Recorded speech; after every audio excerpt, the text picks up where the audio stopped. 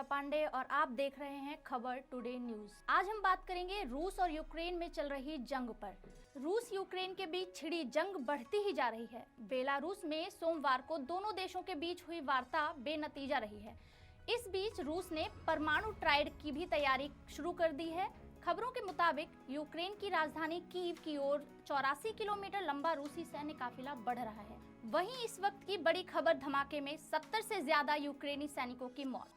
जी हां, आपको बता दें, खबरों के मुताबिक यूक्रेन के ओक्तिर्का शहर में रूसी सेना की ओर से जोरदार हमला किया गया है। इस हमले में यूक्रेन के सैन्य बेस को निशाना बनाया गया है, जिसमें 70 से ज्यादा यूक्रेनी सैनिकों की मौत की खबर है।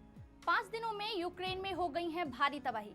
आपको बता दें, रूस यूक्रेन के बीच पिछले 5 दिनों से जंग छिड़ी हुई है। राइटर्स की रिपोर्ट के मुताबिक यूक्रेन के राष्ट्रपति वोलोदिमीर जेलेंस्की का कहना है, पिछले 5 दिनों में रूस ने यूक्रेन में 56 रॉकेट और 113 क्रूज मिसाइलें दागी हैं। उन्होंने कहा कि रूसी मिसाइलों, प्लेन और हेलीकॉप्टर के लिए नो फ्लाई जोन पर विचार करने का वक्त आ गया है। 7वीं फ्लाइट पहुंची भारत। आपको बता दें, ऑपरेशन गंगा के तहत यूक्रेन में फंसे भारतीय नागरिकों को लेकर 7वीं फ्लाइट भी भारत पहुंच गई है। जानकारी के मुताबिक मंगलवार सुबह 182 भारतीय नागरिकों को लेकर 7वीं फ्लाइट रोमानिया से मुंबई पहुंची। केंद्रीय मंत्री नारायण राणे ने मुंबई में हवाई अड्डे पर भारतीय छात्रों का स्वागत भी किया। नासा की बड़ी खबर, रूस की मदद के बिना ISS बनाने की तैयारी में नासा। अंतरिक्ष में इंटरनेशनल स्पेस सेंटर स्थापित करने के लिए नासा अब अकेले अपने अभियान को बढ़ाने जा रहा है। सूत्रों के मुताबिक रूस की मदद के बिना ISS स्थापित करने के लिए नासा की ओर से तैयारियां भी शुरू कर दी गई हैं।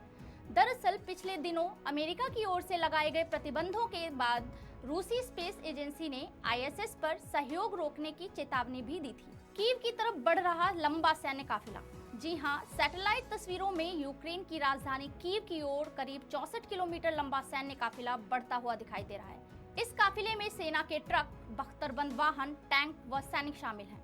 इससे पहले जारी हुई तस्वीरों में काफिले की लंबाई 27 किलोमीटर बताई गई थी। गौरतलब है कि एक दिन पहले रूसी सेना ने आम नागरिकों से कीव छोड़ने को भी कहा था। रूस ने 100 साल में दोगुनी से ज्यादा बढ़ाकर ब्याज दरें 20% की। आपको बता दें, भारत ने संयुक्त राष्ट्र महासभा का आपात सत्र बुलाने के प्रस्ताव पर निरपेक्ष रहकर रूस का साथ दिया और कहा कि वार्ता और कूटनीतिक रास्ते पर लौटने से ही निकलेगा हल और कोई विकल्प नहीं है।